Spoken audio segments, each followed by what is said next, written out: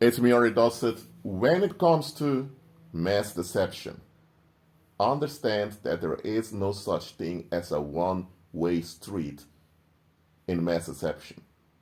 Now, there may be a one-way street when it comes to deceiving an individual, especially as a group deceiving an individual.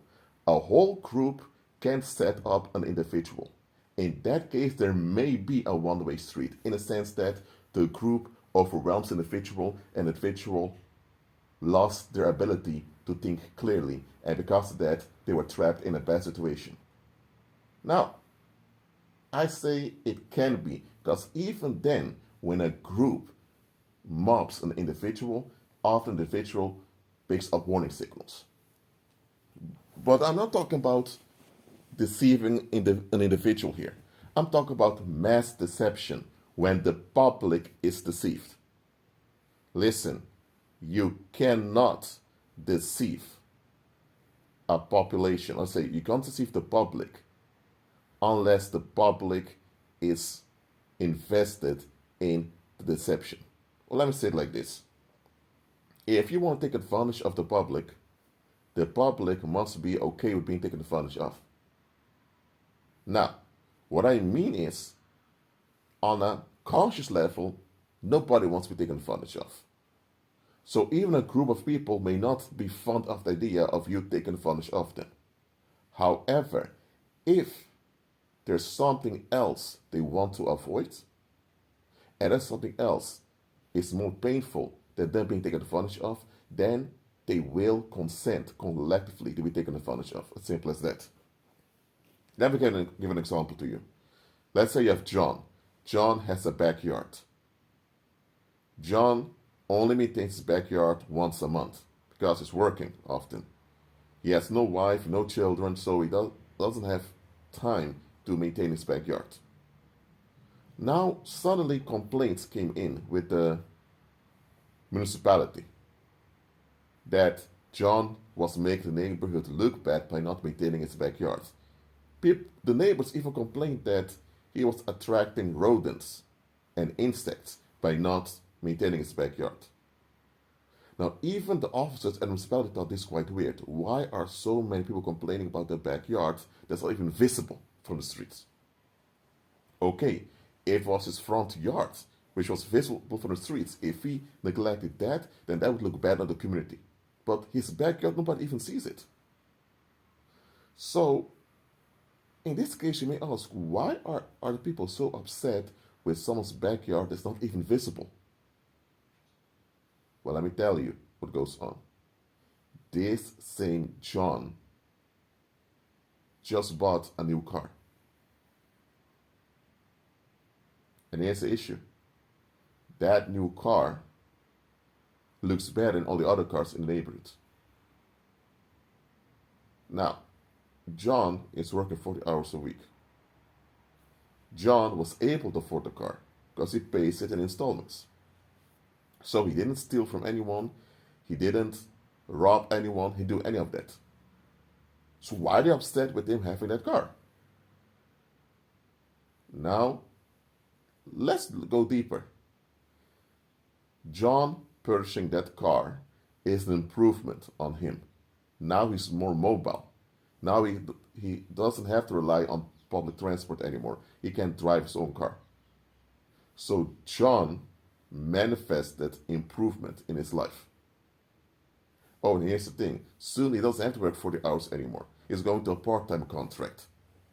And even with the part-time contract, he can pay off the car. So John had improvement in his life. But look at all the other people in that neighborhood. Where is improvement in their lives?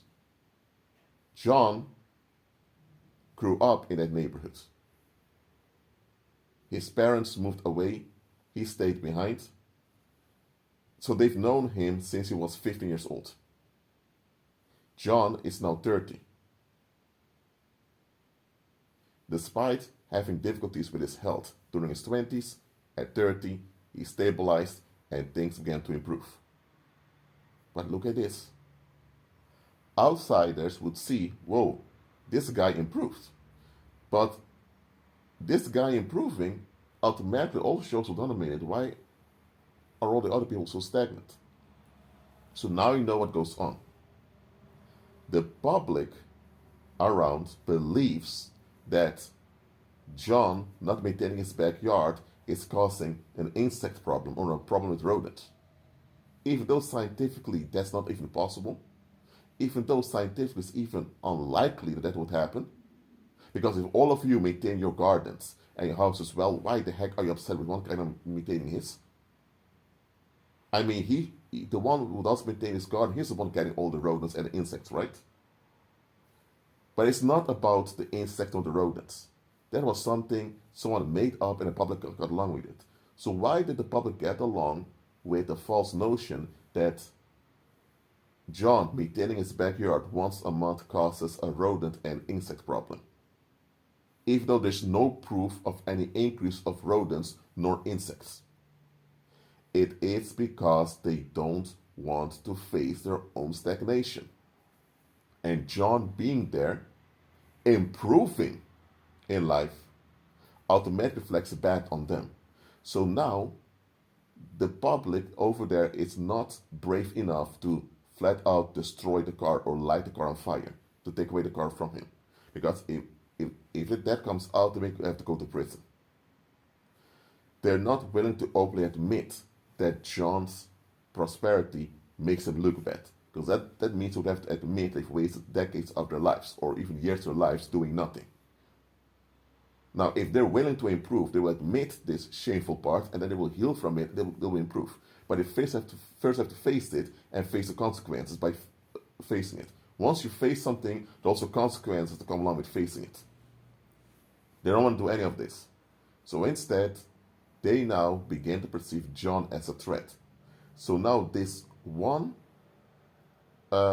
story that he maintaining his backyard once a month causes a rodent and insect problem, it's not true, it's unlikely, and everyone hearing it will laugh thinking, what the heck is this? But because the public was emotionally invested against John, that's why they fell for it.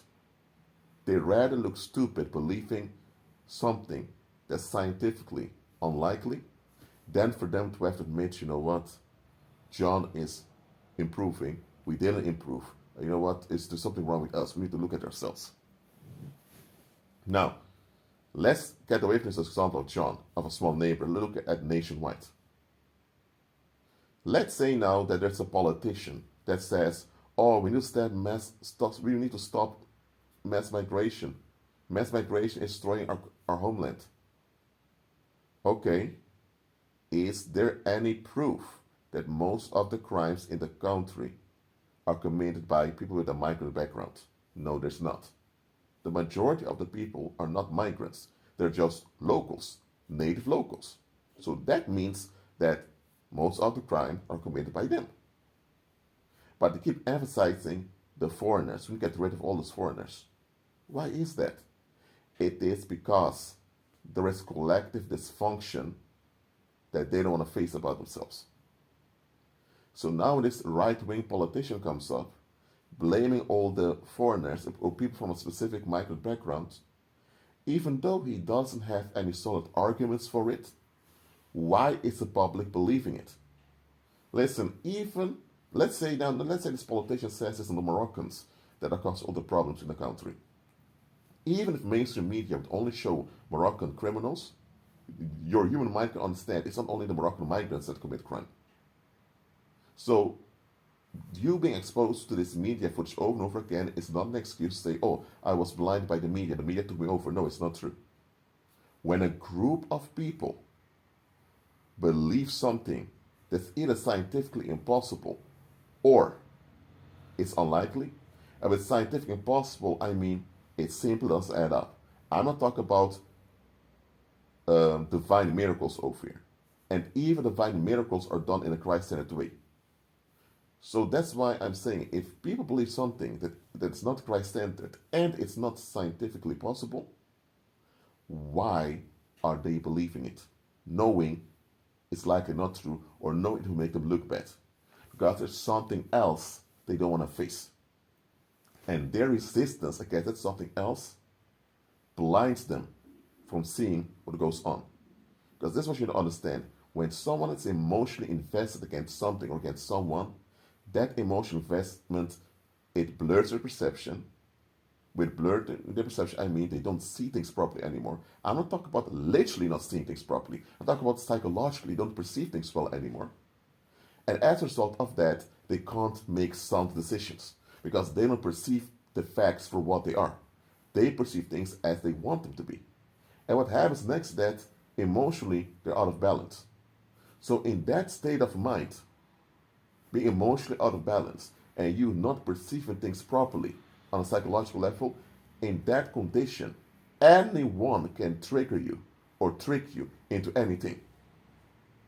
You will still have warning signals that something's off. You will still have red flags. But because your mindset is now agitated against someone else, because you're now operating out of fear, you're operating out of haste, that is why anything that validates your pain, you agree with it. But here's the problem with that. Just because you agree with it doesn't mean it's all right. Just because you agree with it doesn't mean it's the truth. Just because you agree with it doesn't mean it's factual. A lot of people, however, when they're upset, when they want to face things in life, or when they are negatively invested against something or someone, what happens is that their minds become a portal for scam artists and con artists to use. That's how the masses are deceived. The masses are not deceived because you have powerful wizards using voodoo on them. Even though wizards using voodoo on them will affect the public, absolutely, it will. However, even when wizards use voodoo on the masses, at some point the masses are going to feel that something is off. And the moment they feel something is off, it's on them to check what is off. The moment they take their responsibility as a group and check what is wrong, the voodoo begins to fade. The effect of the black magic begins to fade. But the moment people feel or know that something is off and they just don't want to look into it or just want to be left alone, from that point on, they're collaborating with their own victimization. And from that point on, they're not victims anymore. From that point on, they're collaborators. So yes, can it be that people are deceived by propaganda? Yes, they can. Can it be that good people, people with good intentions, are trapped into bad situations, trapped into participating in bad things? Yes, that happens too. Doesn't mean they're bad people or evil people, no. They were just tricked. But can the masses as a whole be tricked long term into a bad situation without them realizing it? No, that's not possible. They've ignored red flags and they've refused to examine themselves. That's why they were so easily deceived. So understand the following.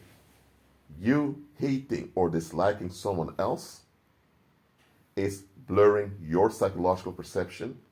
It destabilizes you emotionally, and it makes you a vessel for evil spirits to use you, and also makes you accessible to bad people and evil people to take advantage of you. So I don't care what the other individual did to you. You need to learn to forgive. That doesn't mean you approve what they did unto you. Doesn't mean you're reconciled. Forgiveness is for you, to keep you psychologically stable and to keep you in healing so that you recover and you can move on. Forgiveness is not about the one that offended you or the one that hurt you. No, forgiveness is about you not being affected further by what happened to you. If something bad happened to you, or if people neglect you or did you dirty, you need to forgive them, not for their sake, but for your sake.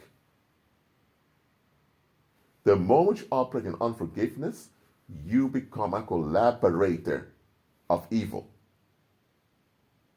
You don't understand how deep this goes. You understand how you don't understand how graphic and how horrible this is. The moment you operate in unforgiveness, you are a collaborator of evil.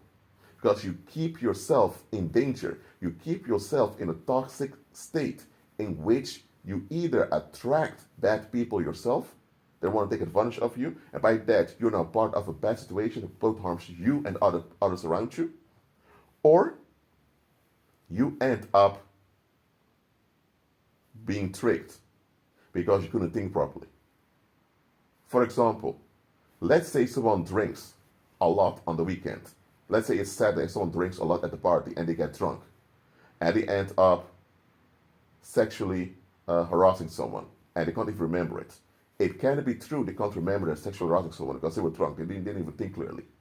But even then, even if they had no intent to sexually harass someone, the fact alone that they drank so much knowing full well that being drunk will put them in a bad situation, they can still be convicted in a court of law. The judgment says, okay, you don't even know this individual, you don't even remember them, but you knew that by drinking so much you would get drunk, and when you're drunk, you lose control of yourself. So why did you put yourself in such a state? What if you drank too much? What if you became drunk and you walked down the road and you were hit by a car and you died? Why did you put yourself at risk? So even if they can't prove the sexual assault, they will still say you made yourself drunk, knowing you put yourself at risk. So for that alone they can charge you. Well, it's a similar thing to unforgiveness. You cannot remain in unforgiveness and not be accountable nor responsible for the negativity you contribute to. Because unforgiveness is siding with evil. Unforgiveness is you keeping yourself in danger to prove a point. You want to prove your opinion. You want to prove your quote-unquote self-righteousness. You want to prove your autonomy. You want to prove your boundaries. Oh, people love this. Boundaries, boundaries, boundaries. Anytime they get uncomfortable, boundaries. Anytime they're upset, boundaries. Every time things go wrong, boundaries. They think this thing called boundaries, which is not really a thing. This concept called boundaries is going to fix everything. What are boundaries? Restrictions you put on others to be at ease. That's what it is. You want to restrict other people to be at ease. That's what it is. If someone is dangerous or risky, just stay away from them. As simple as that. Why do you want to control other people? Enforcing boundaries or establishing boundaries is not about spell binding. You want to put spells on other people just to be at ease. You want to use psychic restrictions on others to be at ease. And if they refuse to get along with that, you turn on them. It's a narcissistic attitude. It's you casting spells on them. Just say it what it is. But no, a lot of people believe in this thing called boundaries. Well, let me tell you, if you get upset because your spells, boundaries, are not validated, then it's on you that you're upset, not on the other individual. If the other individual goes too far, or whatever, you discuss it and you move yourself from the individual if necessary. But for you to be upset because you feel entitled to restrict others and they don't get along with this entitlement, I'm sorry, but that's on you. Jesus never told you to go restrict other people to be at ease. Society tells you to do that, but just because society tells you to do it doesn't mean you should do it. You should examine what people are teaching you. So a lot of people get upset, offended, irritated, annoyed because their quote-unquote boundaries or self-imposed restrictions are not validated. From that point on, you operate in unforgiveness, and here's the issue. The other did not even do you wrong. You perceive that they did you wrong because you feel entitled to control your environment. And because you feel entitled to control, now they don't submit to control, now you're upset with them. Now there's a problem, now there's an issue. Strange enough, you never come with this boundaries thing when it comes to the government or the police officers or any of those other groups or organizations that can retaliate against you. It's often people that can't retaliate easily, those are the ones you get upset with. Look, others are obliged to consider you as you are obliged to consider them. We owe each other as human beings. This whole idea, nobody owes you anything, and you don't owe them anything, is stupid. We do owe each other safety and consideration. Apart from safety and natural consideration, you demanding anything for someone, you have to be able to account for it. But here's the thing, when it comes to the thing called boundaries, we say, I don't have to explain anything to you. Boundaries do with free will, has to do with sovereignty. I will what I will. I'm sorry, but you have no right to will whatever you will. You are obliged to consider your attitude and your influence on other people. You think it's right to choose and will whatever you will, say no whenever you want to say no without any explanation to anyone else. I'm sorry, but that's narcissism. Why it's all right for you to do it, but when a narcissist does it, now it's a problem. You see how far this goes? Look, when you operate in unforgiveness, whether someone did you wrong or not, with wrongdoing, I don't only mean actively attacking you or taking advantage of you. Someone can just be neglectful, that they didn't pay enough attention to you. Proper attention, I mean. I'm not talking about when you feel entitled to someone's attention and don't give to you, now you're upset. I'm not talking about that. When people neglect you or actively harm you, in what cases they were wrong. But whether they were actually wrong or whether you perceive them to be wrong doesn't matter. The moment you operate in unforgiveness, or as the Bible says, you operate in offense, you are polluting yourself on a psychic level just to prove a restriction you hold on to. For what? Just to prove that you are in control, just to prove that you can say no and you have to explain anything? Are you kidding me? Well, let me tell you, unforgiveness keeps you in danger. It can be that 20 years ago, your grandmother said something out of line that hurt your feelings. And objectively, what she said was out of pocket. She said something that was quite dumb, and she kind of attacked you verbally just to relieve herself. She was wrong. It happened 20 years ago. You were 10 years old.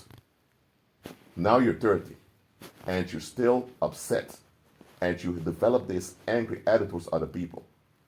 Now, this angry attitude to other people is something you developed. It may have been triggered by your grandma, but your grandma is not the one that developed it. You did, by remaining angry with your grandmother. And you remaining angry developed this toxic attitude in you. So now you need to take responsibility for the toxic attitude you developed. Even though it was triggered by someone else, you could have stepped out of it. You remained angry at your grandmother, and now you develop this toxic attitude in which you're often angry with other people. So you need to go into therapy and face this about yourself. But here's the issue with a lot of worldlings. They don't want to face themselves. They always want an excuse or some quote-unquote good reason for what they do. And that's how they stay in unforgiveness. And eventually, when you have a group of people all operating in unforgiveness, that is a breeding ground for massacres and a breeding ground for all types of atrocities. Again, no matter how powerful a wizard or a warlock can be, when it comes to a group of people, the group must be okay with being taken advantage of. Because there's something else they don't want to face, namely their own unforgiveness and their own unexamined expectations. Again, we human beings, we owe each other safety and natural consideration. That's true. Everything beyond that, you have to account for it. And a lot of times people have expectations they can't account for. And when you question their expectations, they turn on you, because now you force them to look at themselves. Let me tell you, if you're dealing with such people, whether narcissists or not, just take a step back and continue moving. You're not going to be able to change their mind. They have to give up that toxic attitude. You can't make them change. So what you do is, if you realize they don't want to move on, you move away from them and you move on. This is what you do. So again, there is no such thing as a one-way street when it comes to mass deception. People are invested in being deceived, because being deceived gives them ease that they're longing for. That is why. So the masses are not innocent. There may be individual people here and there who are innocent amongst the masses, but the masses as a whole, they're not innocent. They are collaborators. See them for what they are. And please unlearn unforgiveness. Let me tell you, forgiveness does not mean you agree with what people did to you or you agree with them not considering you. It simply means you decide, listen, what happened, happened. I can't change what happened, but what happened is not going to further define me, and it's not going to further hinder me in the here and now. It's a conscious dedication on a daily basis to value life no matter what happened to you in the past. And it's also a decision that no matter what happens today or tomorrow, you decide to keep on valuing life and keep on moving forward. If you have to move forward without certain people, so be it.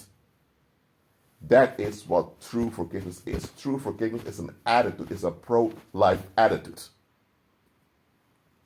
Listen, what happened, if what happened to you was traumatic and messed you up, then you still need to go through recovery and healing. Forgiveness doesn't automatically heal you and recover you. You may still have to go to therapy, to counseling, or go through various recovery processes. So be it. If someone stabbed you or shot you with a gun, you've forgiven them, but you still have a gunshot wound. You still have a stabbing wound. You still need to go to the hospital to undergo surgery, get stitches. You still need psychological process it. So listen, forgiveness doesn't mean the consequences or effects of what happened to you are gone. You may still have to deal with some effects of what happened to you. But when you forgive, you're able to deal with effects in a constructive way, and so that what happened to you will not continue to haunt you. Because if you're haunted by what happened to you, eventually you become a liability. Even if you're not a bad individual, even if you're not a perpetrator, even if you're a good individual with good intentions, if you're haunted by something, you become a liability that will also hurt and negatively affect other people around you. And those other people are going to look at you and blame you, and often they don't have any empathy to realize, okay, you've been victimized, you need help, let's help you out. Often, when you become a liability because you're haunted, people will blame you. Even if you are the victim, and you're haunted as a victim, not as a collaborator, they will still treat you as a collaborator. So in any case, forgive. Forgive and process. Unforgiveness makes you a portal for demons and for bad people to take advantage of you. Don't let it happen. That's it for now. Keep on creeping Christ and be at peace.